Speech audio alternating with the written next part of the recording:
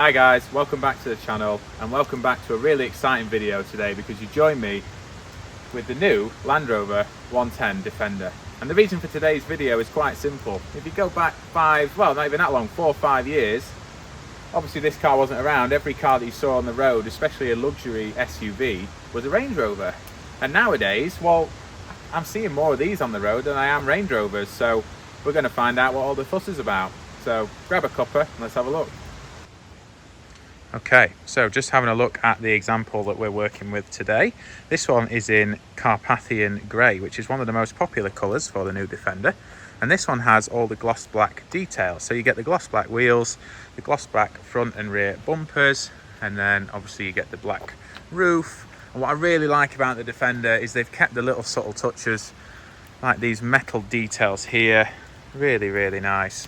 And just a little bit of a homage to the old Defender, because obviously this one looks quite different to the last one, but I think they've done a really, really good job of keeping some of the original features and keeping that sort of off-road rugged feeling, but whilst getting obviously the modern benefits of technology and comfort. So let's jump inside and let's have a little look. Okay, so hopping inside the new Defender, and this is obviously where it feels like it's changed the most, but it had to. You know, the old vehicle was pretty much a farm vehicle, but it did the job. Had so many people which absolutely love it, and probably some die-hard fans absolutely hate what's happened here with the new Defender, but I love it. It's like they've taken all the good bits of the Range Rover but kept some of the rugged sort of farm look of the old one and combined the two, and I think they've absolutely nailed the interior. The screen's nice and minimal. You know, they could have gone a lot bigger with the screen. They've kept a lot of touch points, you know, the buttons, the dials, but then they've added little bits like the wireless charging and obviously the cruise control and the parking sensors, heated seats. So yeah, they've done a great job. Honestly, there's not a lot I would have changed here. I love the Defender logo there on the dash.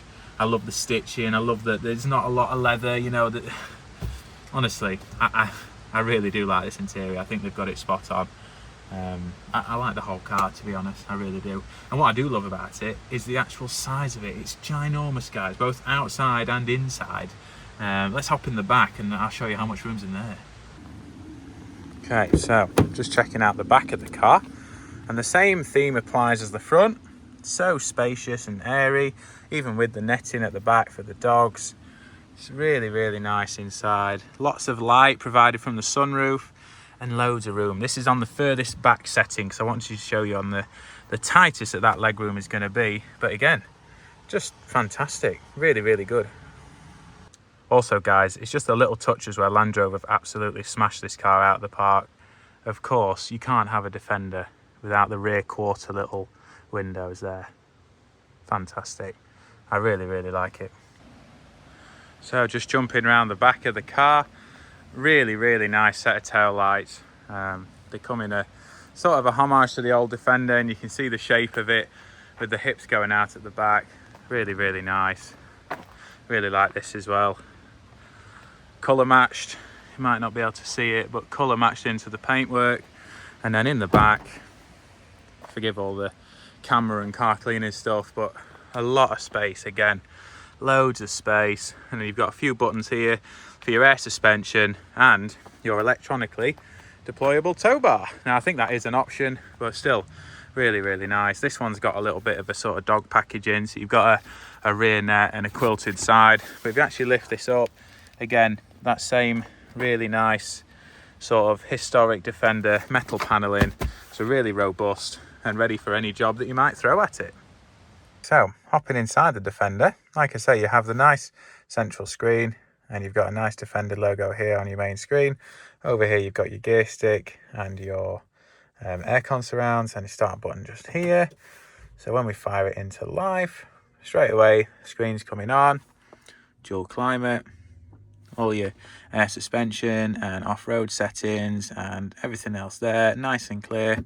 Wireless car charging, couple of cup holders, and you have a load of hidden storage like down here, and this can pop off to go under there. Same with this one, so plenty of storage, which is nice. And like I say, the screen really easy to use, touch screen, nice and simple.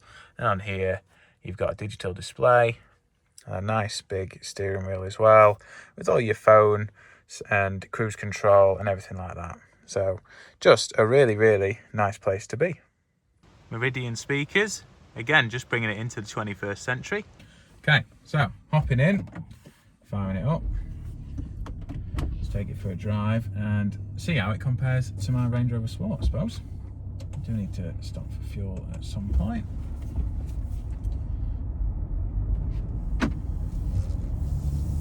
So straight away, very comfortable to drive. I mean, obviously I've been driving it for a couple of days. Been really impressed actually. Full air suspension, so I suppose you wouldn't really expect anything else. Screen's really easy to use. All the buttons on the control, on the steering wheel, nice and easy. Just very user friendly really. Plenty of space. That's the biggest thing I realised with this car, is how much space is actually available. And when you take it out to roads like this in the Peak District, where there are some quite substantial hills, it's got more than enough power to pull itself up. So yeah, again, 3 litre diesel, more than enough. If you did want to go for the 5 litre V8, then I salute you. I imagine it's a lot of fun, and I imagine it makes a great noise if it's anything like the SVR Range Rover Sports. But yeah, I think as an off-road family car, if you need the space, you could chuck anything in the boot, buggies, golf clubs, anything like that. So in terms of tech on this car, obviously they had to bring it into the 21st century. Full 360 cameras, which is really nice, especially when you're on a tight lane. You've got blind spot assistant, you've got lane departure assistant, you've got adaptive cruise, everything really. Everything that you would expect on a brand new Range Rover, they've brought into the Defender, which is really, really nice, because you can have a car which has got character and heritage, but it's also got all the new tech. So I must admit, if I was going to buy a brand new Range Rover, I would certainly want to drive one of these first, because there's definitely more space, and I kind of think there's more character as well. Yeah, big fan, and I must say can't really pick a fault with it.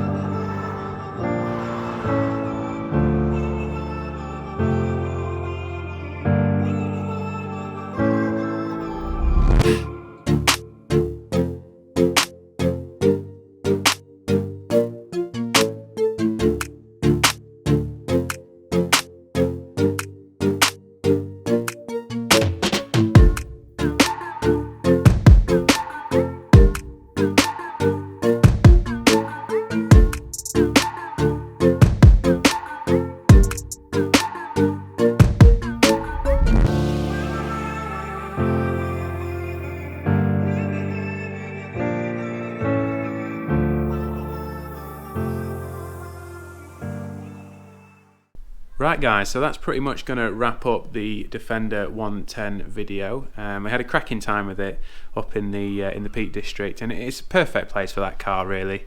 It's so good on-road, off-road, and the main thing I've realised from the video is just the size and the practicality of it. And if you are spending upwards of 50-60k on an SUV, well then the Defender has to be part of your decision. You have to drive one, see what you think, because you're getting all the luxury of the Land Rover, you're getting the off-road capability and the ruggedness of the Defender.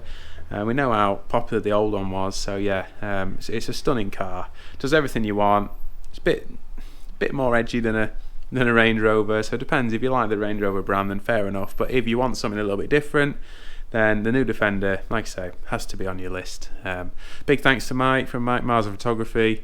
Obviously brought his drone out and his camera, and it was just good to spend time together. So also, while we're on the topic of Mike, he's got a new series on his channel. So if any of you are into car photography or just photography in general, it's called Media Mondays. So every Monday drops a little video with like a tip or a trick or a tutorial. So I'll leave the link to his channel below. Drop him a sub.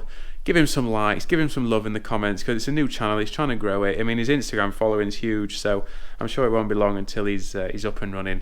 Also, while we're on the topic, get over to datwaxuk.com, get yourself some stuff, use my code CoffeeCards15. As always, guys, thanks for watching. I'll see you on the next one.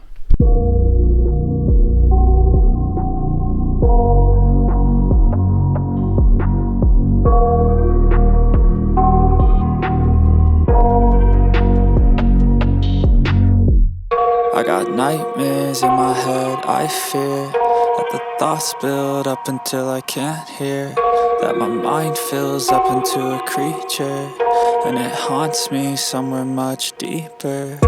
Anxiety, filling up every space, no privacy, and silently, it could build and build until you finally see, whoa, it's taking over, damn no closure, moving closer. No exposure, I just wanna be a loner.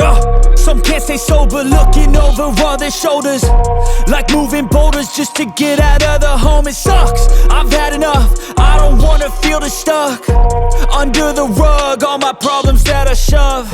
I got nightmares in my head, I fear that the thoughts build up until I can't hear, that my mind fills up into a creature, and it haunts me somewhere much deeper.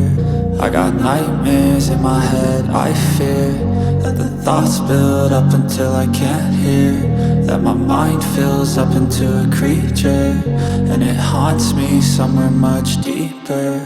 I've been feeling weird, I can't seem to focus good enough, nothing's really clear, sometimes it could be a little tough. I just need to feel like the end's in sight for me, but let's be really real, anxiety can foggy all this stuff. I've been feeling weird,